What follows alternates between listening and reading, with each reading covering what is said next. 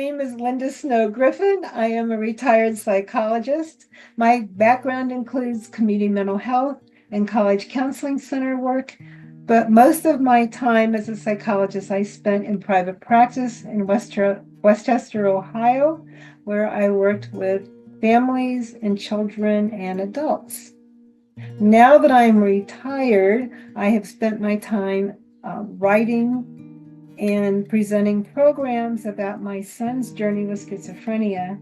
And also, I'm volunteering as an advocate in various organizations that promote mental health.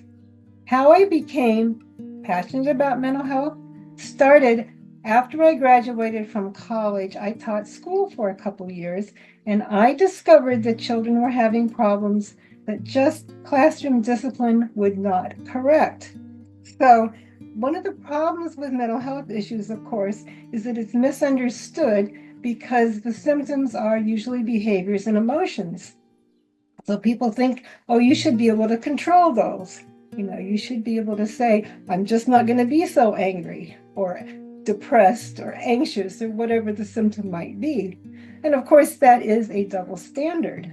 Because if someone has cancer, you don't say, well, you shouldn't be so sick, just stop being so sick.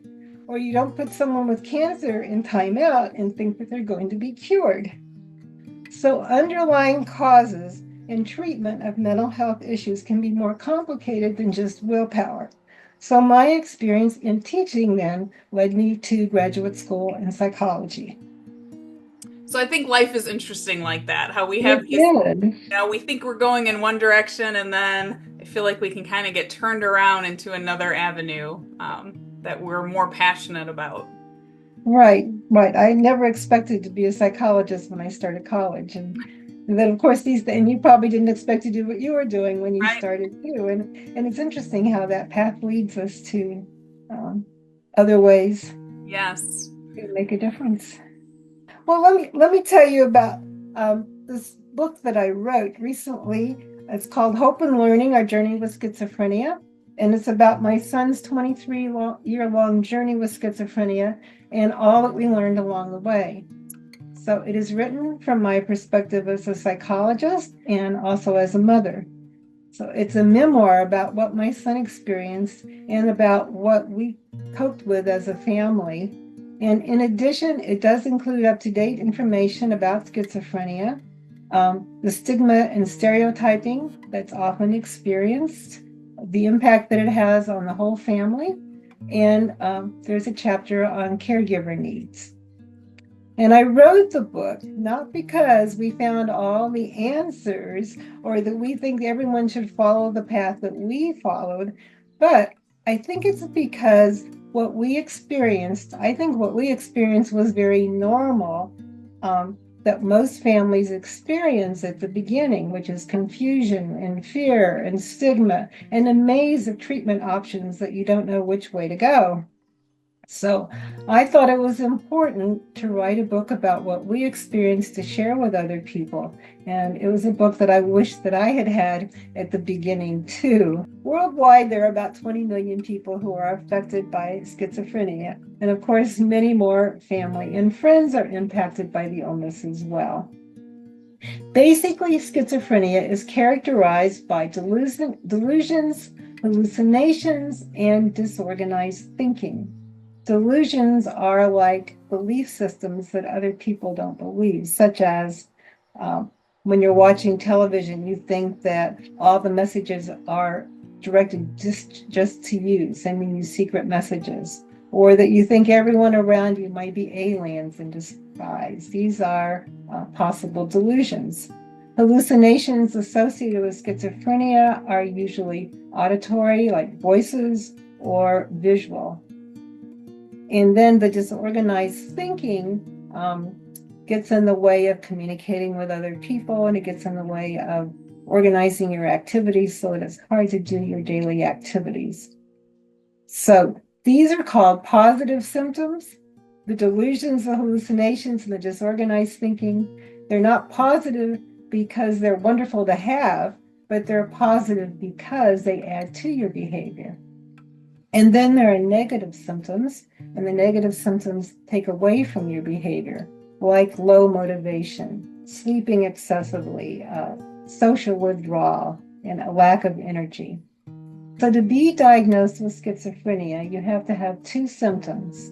One has to be from the positive, and then oftentimes the negative symptoms are the first to occur. And so that is why schizophrenia looks different in different people, because the symptoms can vary. You don't have to have every symptom in order to be diagnosed with schizophrenia.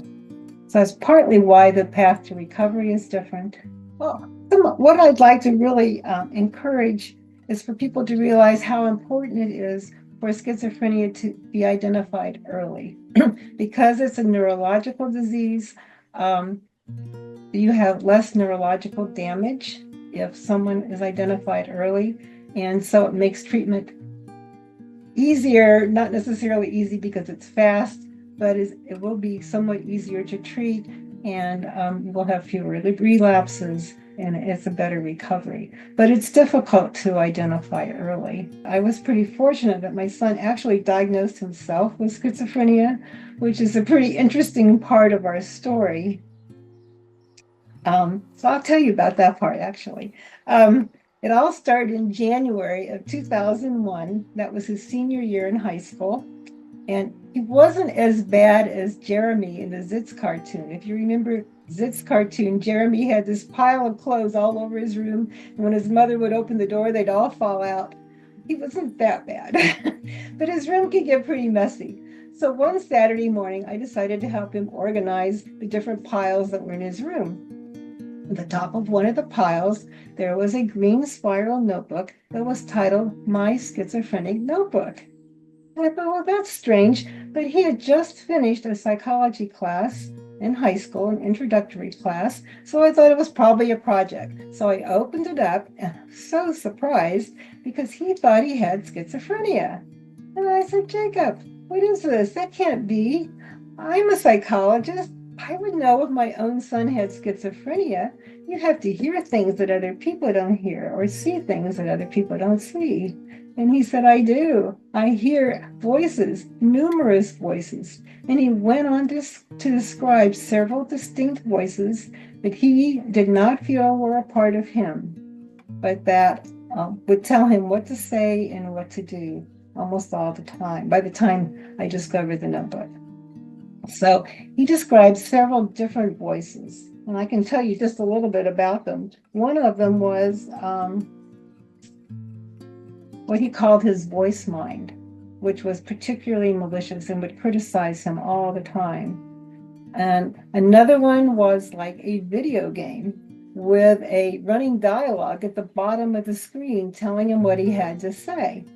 So if he was passing someone in the hallway at school, he would have to call them by their first and last name, and then he would have to say what the screen told him to say. So he would say something like, hello, Jason Miller, how are you today? Which must have seemed a little strange to his high school friends, but that's how he was acting at that point.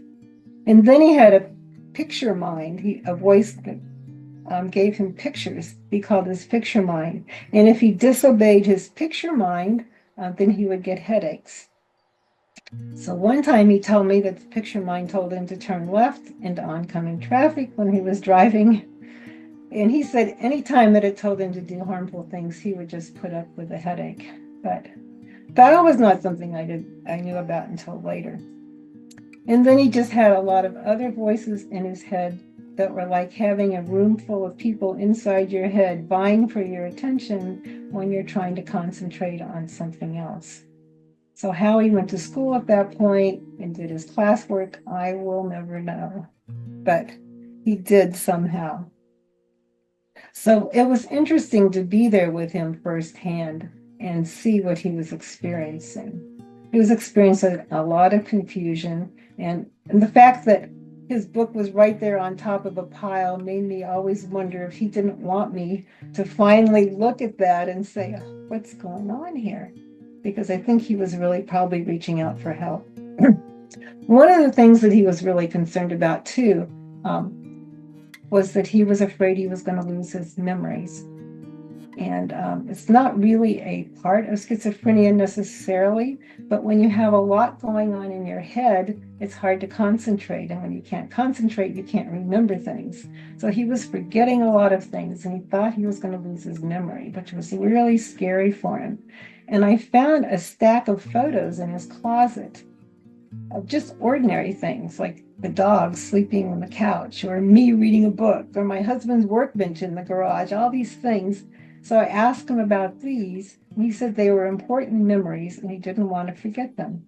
So he took pictures of them. So it had to be very scary and frightening for him to go through this.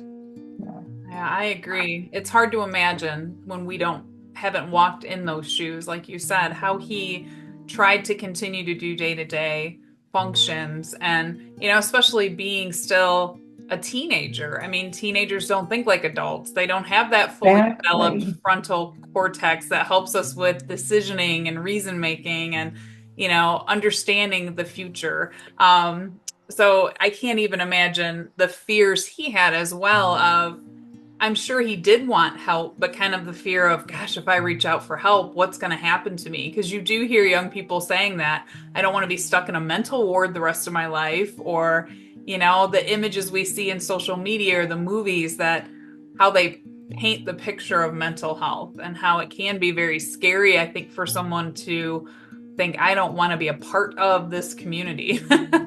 I know. So, like, he wanted to be found out, and yet maybe he was afraid to be found out. I think you're Yes. right about that. The interesting thing when you brought up institutionalization is that actually, in all these years, 23 years, he's never been hospitalized, Oh, which wow. is pretty surprising. Well, if he had been suicidal or, harmful to himself in some way, of course we would have done that, but it was never brought up as a possibility for him. So right away, he was already, well, I can tell you about the early symptoms, but he was already seeing a psychologist for some social issues and a psychiatrist for some depression. So as soon as his symptoms were discovered, then, we were able to get him treatment right away. And so it was done on an outpatient basis. He stayed at home. He couldn't continue with school at that point. He took about 3 or 4 weeks off, and that's all. His teachers were very accommodating, and they let him come back in the classroom. And he was pretty sleepy because some of the medication at first, especially, it could be very sedating. But he managed, and he graduated from high school with his class. So, and by the time August came around to go to college, he actually, I didn't think he was going to be able to go to college at that point, but his medication had improved so much that he was able to manage to live on campus. He still had the voices in his head, but he was able to control them more. His writing was still very confusing, but he got accommodations, and he could repeat classes if he needed to. It took him a while to finish school. It wasn't the 4-year program, but he did finish. And none of the time, even when he had a relapse in the middle, was he hospitalized. So I was really surprised about that. No, there's certainly nothing wrong with being hospitalized, and it's certainly important for some people to have that experience. But, if you can, it's nice to be in the comfort and security of your own home. That consistency can be helpful. And Treatment Advocacy Center and other organizations encourage that kind of outpatient intervention if possible, because it does help that person feel more secure. And I know other people, I'm doing some mentoring with mothers in other parts of the country, and their adult children are living at home with the similar circumstances that gives them that security, that support, and that consistency. So it can work for some people. It's wonderful to hear. And I love hearing how you're mentoring other parents, because that was a question that I had as you were speaking, is, sharing that story. Was it hard for you, having the knowledge you had, to kind of, we call it sometimes staying in our lane, but not kind of crossing over, like still being his mom and not trying to be his care or his treatment provider? Was that hard? I mean, to kind of navigate that, and are there things now you look back and think like, I learned some things and I can pass those on to other people? Well, yes, because I felt like it was important for me to keep those lines as much as possible. It may have been part of the reason why it was easier to have them at home because, I knew, what to be looking for. But at the same time, I think a lot of other parents can do the same thing. Um, I, I think it was good for him to have his own therapist, of course, and to have his a psychiatrist. I couldn't do that kind of work, but I don't feel like I ever felt in competition with them. I felt like he had really good resources available to him, and I think his treatment providers were very good, actually. So, and it was important that we found people that would allow family to be part of the process too. Like I said, I didn't go to all of the meetings, but when I did, I think it was really useful for me and for him. I bet so. And I've heard it said, and I think this is good wisdom, that, as we're trying to find treatment providers, to understand that we keep trying until we find one that fits well for us. So we don't have to give up just because maybe we had a treatment provider that we didn't feel like we connected with, or we didn't feel like we're listening to us. That we just keep trying. We keep seeking out until we find one. Because I've heard it compared, and this is very general, but like to comparison to a hairdresser. So if we get a bad haircut, we don't just like stop going to hairdressers, but we seek somebody else out and keep trying till we find one that fits us a little bit better. So is that similar? Like, I feel like what you're saying, and finding one that was willing to work with you as a family together, because I imagine not everybody is open to that. Well, that's the reason we changed a couple times because I didn't feel like we were being involved in that part of the treatment. And like I said, I didn't want to go to every session, but I thought it was important for them to have feedback about what we observed. And I thought it was important for me to know how to help him. So yes, a couple times we changed for that reason. But actually, most of the providers were on board. If they had been working with schizophrenia, they knew the importance of including family. One of the most important that I would like people to know about schizophrenia is that it's no longer an untreatable illness that results in a lifetime of institutionalization. Recovery statistics for people with schizophrenia can be very hopeful. The recovery rate ranges from 46 to 84%. And other research supports the idea that each decade following the initial diagnosis, the chances for recovery continues to improve.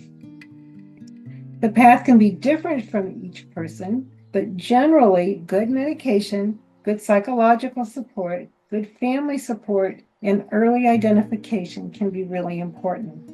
So the American Psychological Association has adopted 4 standards for the recovery from serious mental illness like schizophrenia. And the first standard is personal health, but you're free of your symptoms. And my son, Jacob, is free from his voices and his symptoms. And he will be taking medication all his life, but then a lot of people with diabetes or other physical illnesses do that. And he's certainly fine with that. And the second is having a stable home. And he and his wife have been married for 14 years. They have a supportive relationship. He lives in a condo about 20 minutes from our house. They elected not to have children because of the genetic possibilities, but they have 2 dogs and 3 cats to take care of, so that's good for them. The third standard is a sense of purpose, having meaningful activity. And for him, he graduated from college with a major in history, but he's now doing computer support, and he loves doing computer support. He gets a lot of accolades from his supervisor, and he also is living independently and has been for many years. And of course, he feels good about that too. And then the fourth criteria is community participation and support. and he has family and friends that he spends time with when he's not working. And he still maintains contact with high school friends, college friends, and friends where he's worked before. So he's not an anomaly. A lot of people can achieve these recovery standards with good treatment. But of course, there are people even with good treatment that have difficulty. There are people who don't realize that they need treatment or refuse treatment. And there are people who don't have access to good treatment. So there really still is a lot to be done. But I think living in the 21st century, we have science on our side. And recovery is possible. It's not easy or fast, but there is a path. I love that. Well said. It makes me think, like I said, going back to hearing Kevin Hines' story, which his story gets shared in that mental health training. And that was the one thing that stuck out when he shares his story about struggling with bipolar in high school as well. And how, people tried to help him, but they didn't understand it well enough then. And if he had just heard recovery is possible, how powerful that would have been, I know.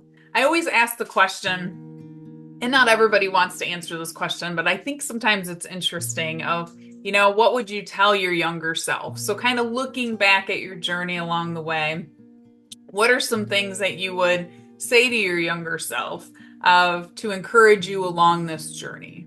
Well, absolutely. The thing that jumps out at me right now is that if only I had known that this path of recovery was a possibility at the beginning. I had actually no idea that this recovery could even be possible for him or what to expect. Okay, so let me just tell you that at the beginning, I experienced a really high learning curve when he was first diagnosed with schizophrenia, because when I was in graduate school, it was the dark ages. It was 40 or 50 years ago. And the information that I had about schizophrenia was really outdated. I didn't see a lot of clients at that point with schizophrenia. I have since, but at that point I wasn't in private practice. So I didn't have any reason to keep up with that area of psychology. So what we were taught in graduate school was that schizophrenia was caused by rejecting mothers. And then sometimes families would cause the confusing messages that were sent to children, telling them what they should or shouldn't do, and it got confusing to them, so they developed psychotic thinking. Or sometimes that children didn't receive consistency and love and encouragement, but mostly consistency in infancy and early childhood. So what it boiled down to was basically it was mom's fault. So when he was diagnosed, I thought I must have done something awful. So what I did was start researching as much as I could of what had been going on in the past 20 years.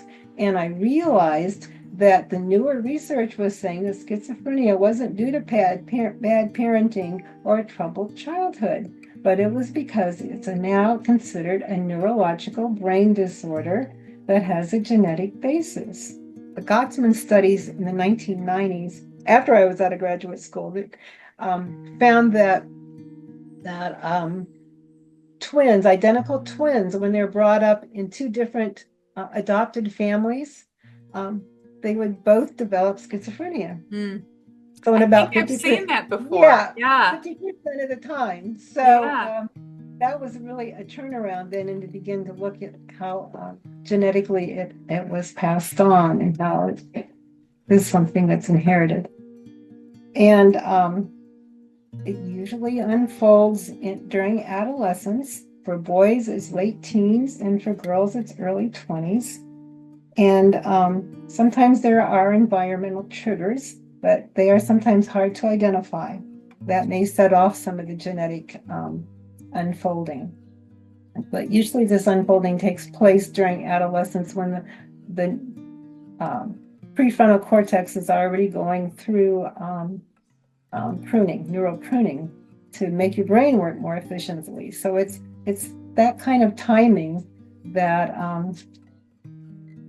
makes it possible for that kind of illness to develop during adolescence. But like most young people with schizophrenia, before this happened, he was just a normal boy growing up. He was outgoing, he was fun-loving, he was very social until he hit his late teens. And that's when some of the early symptoms begin to appear. And the other thing that I think is important to know is that schizophrenia is very difficult to diagnose in the early stages because it sometimes looks like just being a teenager, or it looks like clinical depression.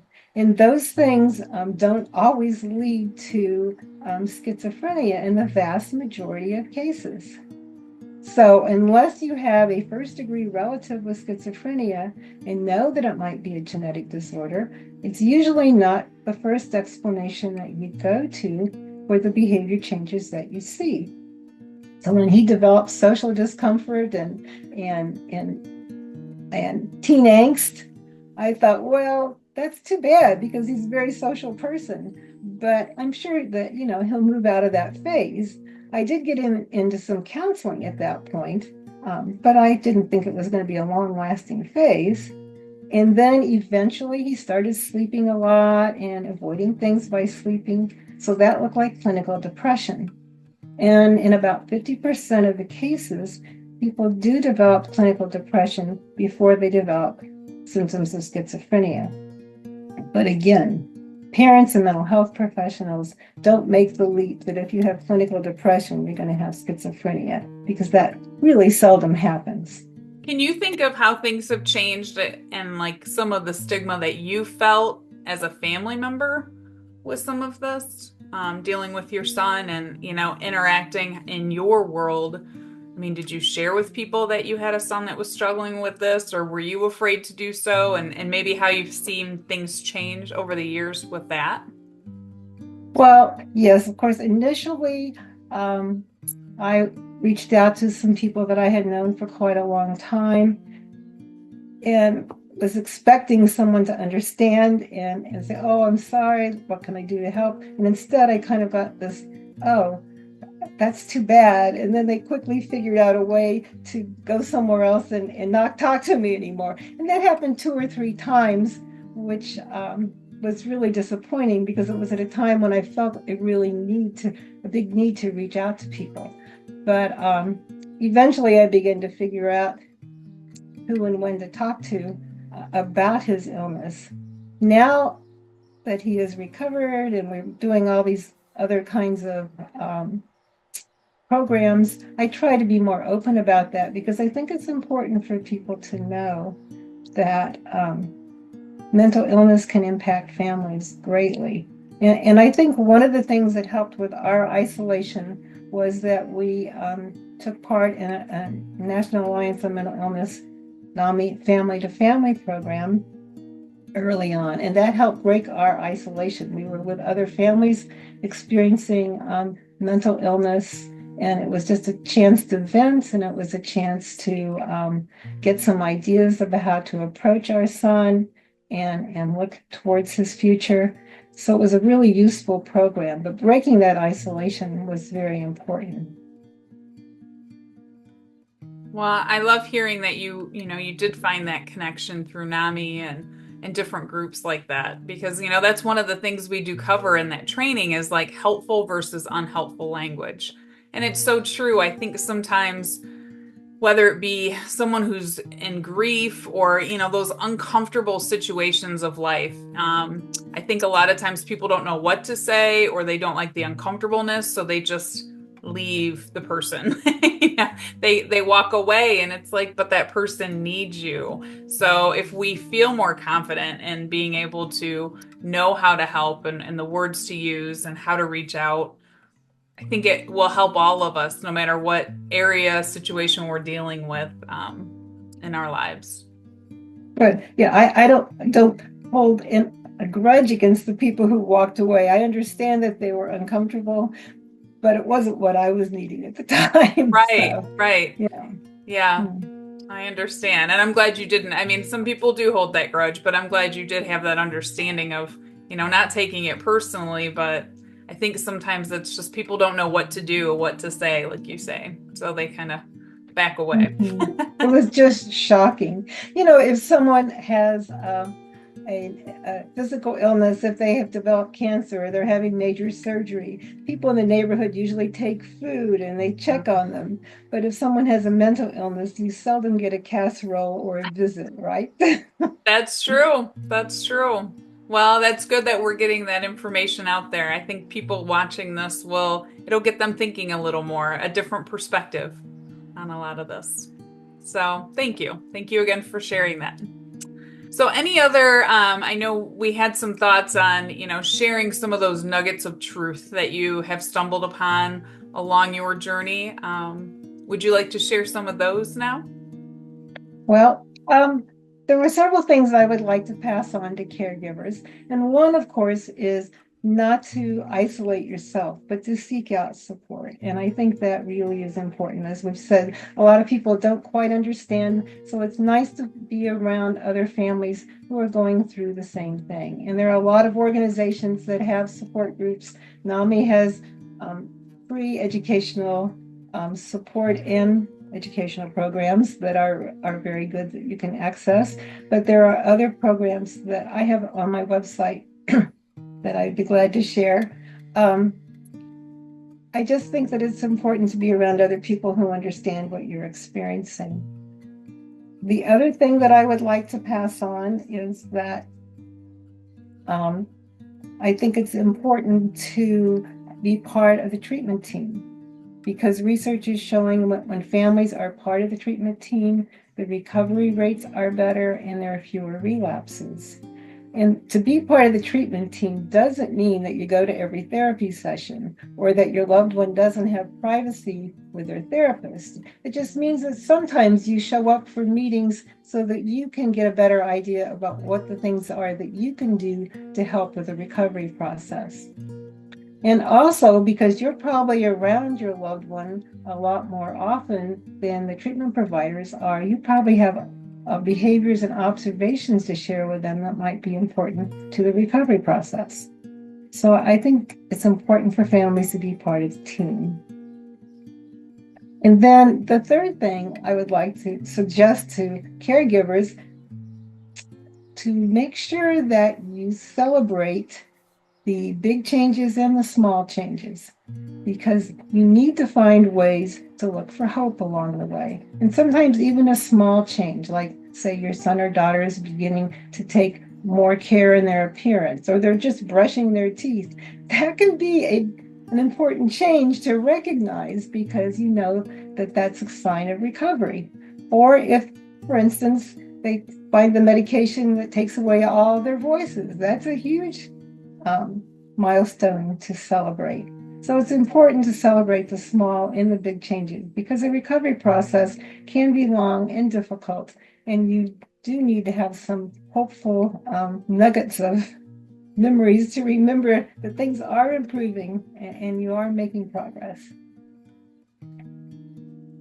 That's great. Great suggestions, great insights for a lot of us that maybe don't know a whole lot about these struggles.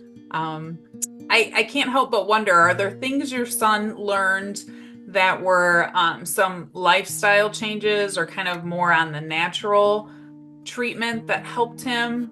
Actually, he has. One of the things he's always wants me to remember to tell people is that music has helped him immensely. So early on, when he was taking medication in college, he was still hearing voices. But when he was listening to music, it would block it out. So a friend of mine, while he was in college, gave him an iPod, and he used it all the time. And it really helped him focus. And now he still uses a Bluetooth, but it isn't because he has the voices any longer, but he says it keeps him calm. And he's so used to having this thing in his ear all the time for 20 years, right? So he just finds it calming. And I think so music has been very helpful to him. And then I've noticed actually when he comes to the house to eat, when you say that, we eat pretty healthily, but he avoids a lot of sugar, because he says when he eats a lot of sugar, he just passes out and he'll be out. I don't know if that's some other issue, but somehow he just avoids that. So I think he's very careful. He's very tuned in to when he might be too stressed, because stress can keep the medication from working so well. You can get breakthrough voices or breakthrough symptoms. So he's pretty good about learning when he needs to take a break. He may take a mental health day from work, or he just may, walk or play video games or do something to get his mind away from whatever's going on, and he manages his stress pretty well.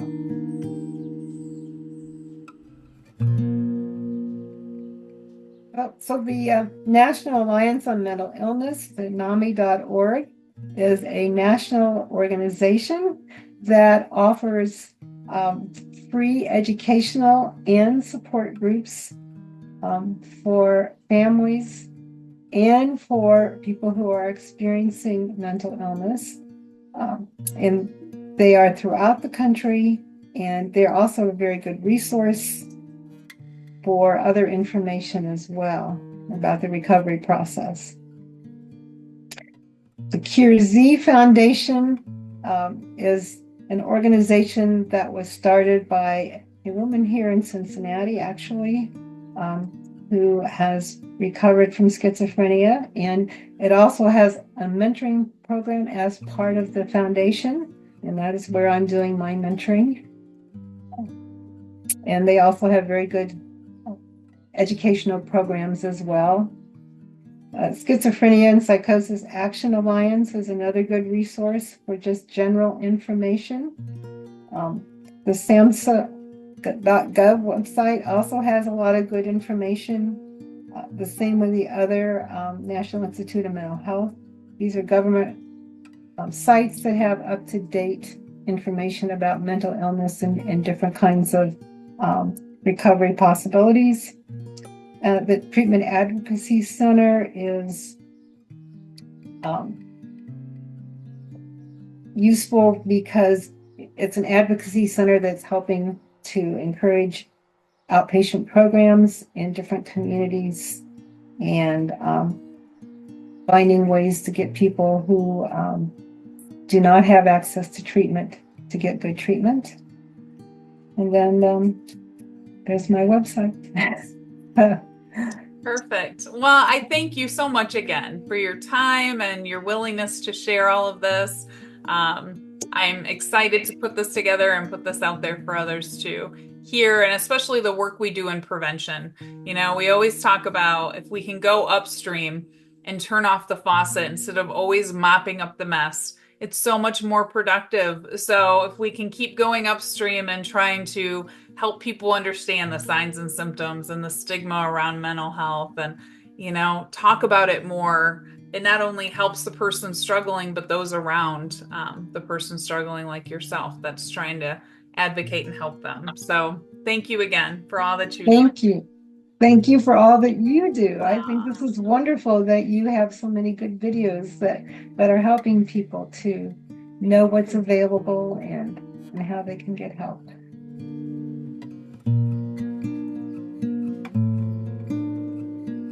Dr. Lily Weiss, who is a psychologist and an author, says, "This is a real tour de force, the best and most comprehensive book that I have read on schizophrenia and what it's like to be the mother of a child with schizophrenia.